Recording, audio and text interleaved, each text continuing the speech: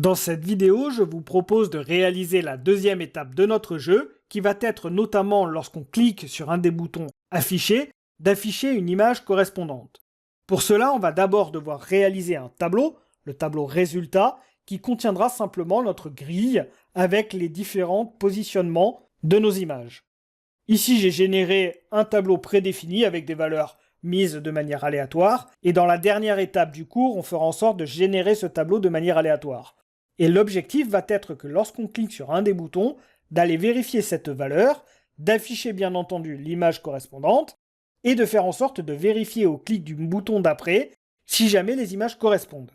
Si c'est le cas, alors les images resteront retournées comme c'est là, et si jamais les images ne correspondent pas, c'est-à-dire que les valeurs du tableau résultat, lorsqu'on a cliqué sur le bouton correspondant, ne correspondent pas, dans ce cas-là, on retournera les images pour réafficher les boutons affichés. C'est exactement le principe de ce jeu de mémoire. Je vous propose là aussi de prendre le temps de la réflexion et d'essayer de réaliser cette étape, qui est sûrement la plus complexe que l'on fera pour ce cas pratique.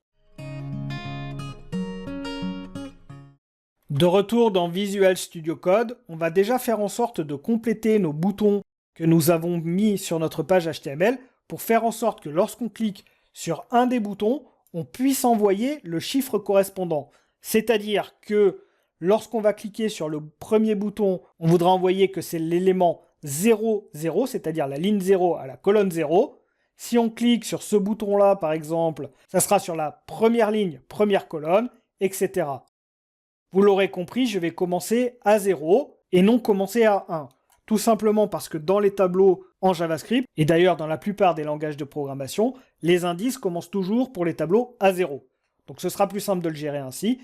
Donc la première ligne sera à l'indice 0 et la première colonne à l'indice 0. Donc ce bouton-là enverra simplement qu'on a cliqué sur le bouton avec l'élément qui est en position 1, 1. Celui-ci, ça sera en position 1, 3, celui-là 1, 4, etc. Donc on va devoir générer simplement une fonction au clic du bouton qui enverra cet élément. Pour cela, on peut retourner sur ce qu'on a déjà fait, ici, et on va rajouter simplement l'attribut onClick et on va demander la fonction qu'on va appeler verif. Donc je l'appelle ainsi, ça va être la fonction qui va permettre de vérifier si les images correspondent. Donc je vais envoyer cette fonction et il faut que j'envoie la position du bouton cliqué. Pour faire cela, je vais rajouter un paramètre qui contiendra un élément comme celui-là. Par exemple, je vais envoyer 1-2. Le premier élément sera la ligne et le deuxième sera la colonne. La ligne correspond au i que nous sommes en train de parcourir, ici, dans notre boucle, et le j correspond à notre colonne. J'ai donc à envoyer ces deux éléments-là. Il faut que j'écrive i et j, et bien entendu, il faut que je concatène. Je vais rajouter ma concaténation pour entourer le i, et pareil pour entourer le j. Je peux sauvegarder et on va actualiser pour regarder ce que nous avons dans notre page HTML. J'actualise et si on va inspecter un des boutons, celui-ci par exemple, on peut regarder ce que nous avons sur onClick. Comme vous pouvez le voir ici, nous n'avons pas une chaîne de caractères à l'intérieur de la fonction verif, nous avons 1-2 et là ça va causer un problème, ça va causer un bug puisque nous devons envoyer une chaîne de caractères. 1-2, si vous voulez, c'est un type qui n'existe pas et il ne va pas comprendre comment traiter cet élément. Donc il faut qu'on transforme 1-2 en chaîne de caractères en rajoutant simplement des guillemets autour. C'est ce que je vais faire. Je retourne ici dans ma partie JavaScript et quand je fais mon attribut onClick, je vais encadrer simplement mon paramètre d'un backslash guillemets et je ferme également celui-ci en mettant backslash guillemets. Ça rajoute donc ce caractère guillemets tout autour grâce au backslash qui permet de désactiver le guillemet qui est utilisé dans la réalisation de notre chaîne de caractères TXT. Donc je suis obligé de mettre ce backslash pour désactiver le guillemet. Je sauvegarde et on va tester pour regarder si ça s'affiche mieux.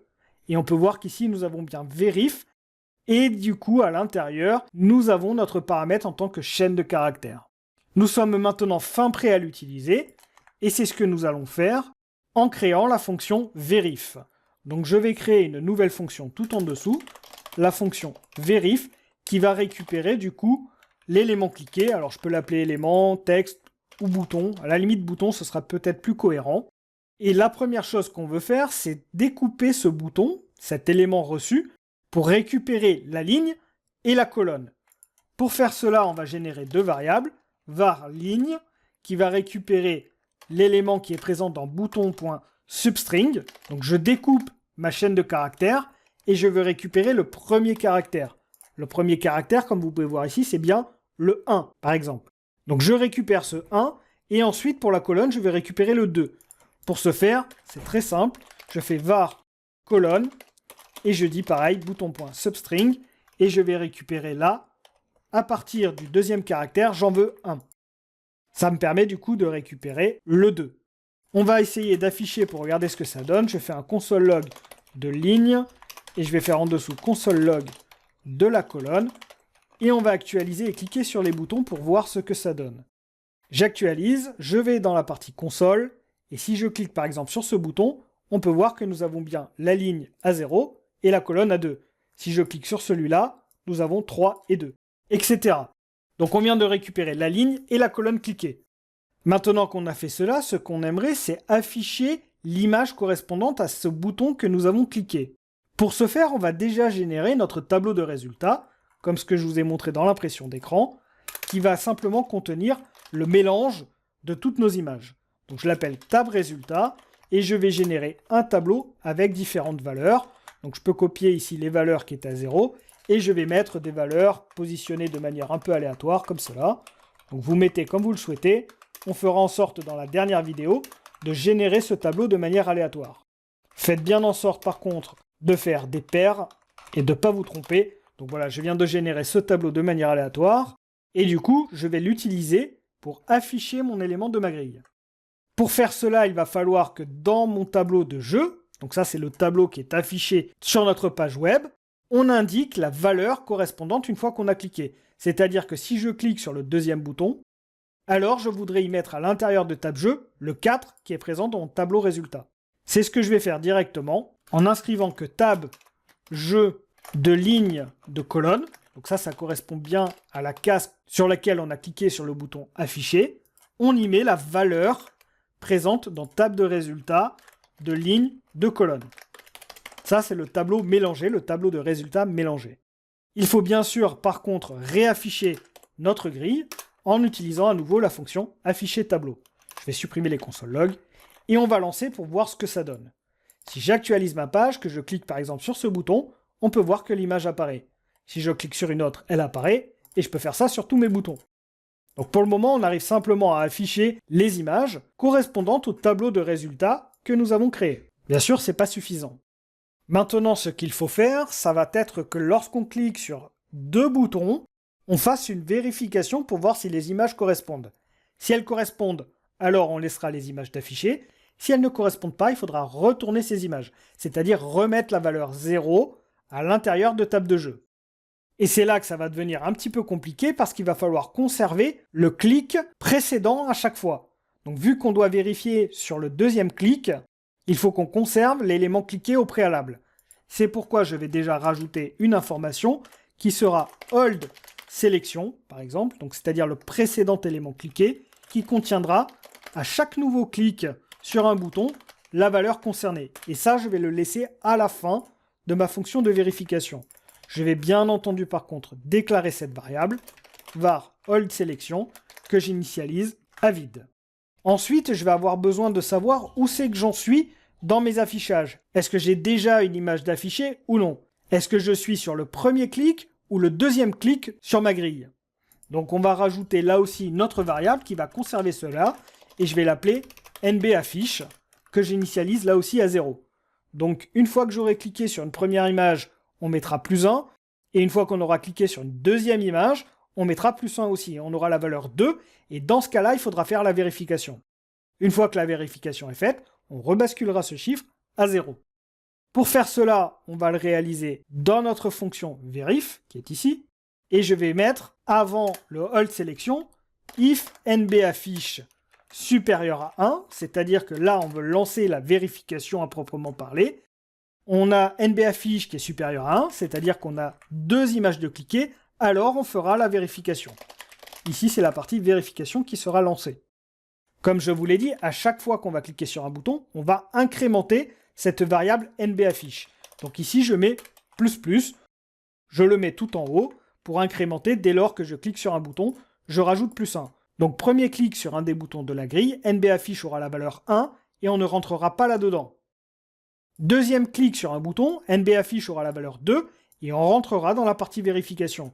Une fois qu'on aura fini la vérification, on voudra réinitialiser NBAffiche à 0.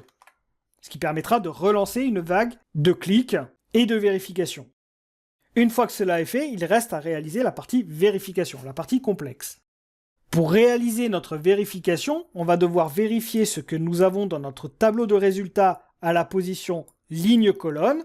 Est-ce que ça correspond à la valeur que nous avons dans table de jeu de ligne de colonne?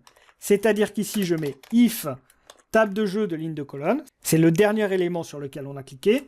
Est-ce que ça correspond ou non à celui que nous avons dans table de résultats, présent dans hold sélection de 0, c'est-à-dire la ligne que nous avons ici, et en colonne, est-ce que ça correspond à hold sélection de 1, donc c'est-à-dire la valeur colonne.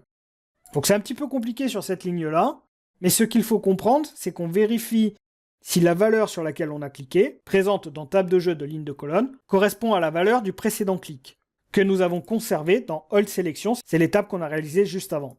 Si ça ne correspond pas, alors il faudra réinitialiser les deux valeurs, celle qu'on a dans table de jeu de ligne de colonne, on voudra y remettre la valeur 0, et il faut faire exactement la même chose pour l'élément précédent concerné, c'est-à-dire table de jeu présent à la position hold sélection de 0, de hold sélection de 1. Et on y mettra la valeur 0. Ça permet de réinitialiser les deux derniers clics. Du coup, si les deux images ne correspondent pas, on réinitialise les deux valeurs et on réaffiche notre tableau. Alors du coup, avant d'aller tester, je vais corriger, j'ai deux petites erreurs. Ici, bien sûr, pour accéder aux éléments, c'est pas une virgule qu'il faut mettre, c'est bien entendu décrocher pour accéder, comme on l'a fait pour table de jeu, à la ligne correspondante et à la colonne correspondante. Et c'est pareil au-dessus. Donc je corrige au niveau du test, à cet endroit-là. Et par contre, c'est table de résultats. Donc je fais cette correction pour accéder bien aux bons éléments. Il faut faire très attention, donc dans table de jeu, au niveau de la ligne, c'est hold sélection de 0, et au niveau de la colonne, c'est hold sélection de 1. Donc vous voyez, je me suis embrouillé moi-même. Donc ça, on va tester. J'actualise. Si je clique sur mes images, alors on peut voir qu'au deuxième clic, les images se cachent. Par contre, si j'affiche deux bonnes images, on peut voir que ça fonctionne bien. Donc on a juste un petit problème, c'est que lorsque je fais le clic sur la deuxième image, si jamais elles ne correspondent pas, on ne voit pas l'image. Donc ce qu'il faudrait faire, c'est rajouter un temps d'attente. Et pour faire cela, on va utiliser un setTimeout. Le setTimeout va nous servir pour afficher à l'écran de l'utilisateur les deux images, même si elles ne correspondent pas, et au bout d'un laps de temps, on recache l'ensemble. Donc on va rajouter cette partie, et pour ce faire, on va devoir rajouter un booléen supplémentaire. Donc je vais déclarer un booléen qui va permettre de dire est-ce qu'on peut cliquer sur un nouveau bouton ou pas. J'initialise ce booléen à true, donc au démarrage, on peut cliquer sur un des boutons, et on va tester directement au début de la fonction verif, est-ce qu'on est prêt pour faire l'étape de vérification, c'est-à-dire que j'encadre tout ça de if, alors c'est pas true, c'est if ready, si jamais le booléen est à true, c'est-à-dire qu'on est prêt à faire les étapes de vérification, dans ce cas-là, on pourra cliquer sur un nouveau bouton. Ensuite, à l'intérieur de la vérification, si on a cliqué sur le deuxième bouton, c'est-à-dire bien dans NBAffiche supérieur à 1, dans ce cas-là, je mets ready à false, ça veut dire qu'on n'est plus prêt à cliquer sur un nouveau bouton, et du coup, on va lancer le timeout. Dans le timeout, on fera en sorte de réinitialiser ce booléen en mettant la valeur true, et on fera ensuite les actions qui seront simplement de réinitialiser les valeurs et de réafficher le tableau. Donc je vais encadrer cette partie-là d'un timeout. Je fais set timeout. Cette fonction marche de manière asynchrone et va utiliser une fonction anonyme qui va nous permettre de réaliser des actions à l'intérieur. Donc si vous voulez, une fois que le timeout s'est réalisé, on réalisera la fonction anonyme qui contient la fonction fléchée que je vais réaliser maintenant. Par contre, j'indique à mon setTimeout combien de temps il va se mettre en attente. Après combien de temps il pourra réaliser les actions de cette fonction fléchée. Donc ici, j'indique 500 millisecondes. Si on veut que ça soit plus, on peut mettre par exemple 1 seconde en mettant 1000. Et du coup, à l'intérieur de ce timeout, je ferai ces actions d'affichage et de vérification. J'oublie pas également de rajouter la réinitialisation de mon booléen en le remettant à true pour dire à mon utilisateur maintenant tu peux recliquer sur un autre bouton. Alors par contre il faut que je rajoute également le NB affiché à l'intérieur et on va également rajouter une autre chose, c'est que le hold de sélection doit être inclus à l'intérieur du setTimeout et il ne doit pas être fait en enfilade. Ce qu'il faut bien comprendre, c'est que le setTimeout, malgré qu'il soit lancé, le reste est réalisé. Donc si vous voulez, pendant que le setTimeout se réalise et donc que le programme se met en attente sur cette partie, il y a cette partie qui se réalise. Et ça, on ne le veut pas. Ce qu'on veut, c'est que ça soit réalisé à la fin du setTimeout. C'est pourquoi dans le NBAffiche inférieur à 1, je ferai bien comme précédemment hold sélection, récupère ligne et colonne. Et par contre, je ferai cette étape-là seulement une fois que j'aurai réalisé mon timeout, c'est-à-dire ici. Donc en dernière étape de mon timeout. Donc cette dernière action que je viens de réaliser, c'est parce que cette fonction setTimeout fonctionne de manière asynchrone, c'est-à-dire que la fonction fléchée à l'intérieur est réalisée après. Et si jamais on réalise cette étape avant, comme on l'avait avant que j'ai fait cette modification, dans ce cas-là, le test ne fonctionnerait plus. Donc en faisant ainsi, vous allez voir que normalement, ça devrait fonctionner et on peut voir que les images se retournent bien. Alors du coup, pour tester, j'avais mis 500 millisecondes, mais vous pouvez en mettre 1000 pour avoir une seconde de décalage entre le retournement et le clic des boutons. On vient donc globalement de terminer le jeu et ce qu'il reste à faire, ça va être de générer une grille aléatoire, ce que je vous propose de réaliser dans la prochaine vidéo.